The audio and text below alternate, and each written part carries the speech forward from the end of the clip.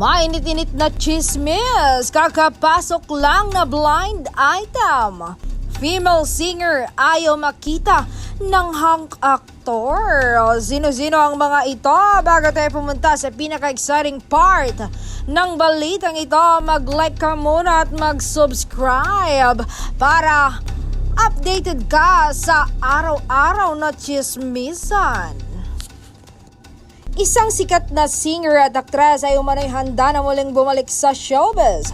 Ready na rin daw siyang makatrabaho ang kanyang dating boyfriend na hunk actor. Ayon sa mga malapit sa aktres, naka-move on na ito at wala nang anumang personal na issue pagdating sa dating karelasyon.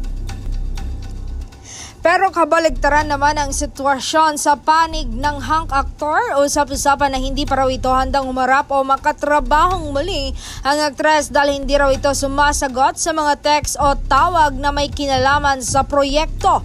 Tahimik lang umano ang aktor at tila iniiwasan ang anumang komunikasyon. Marami ring nagawang pelikula at teleserye ang aktres na ito.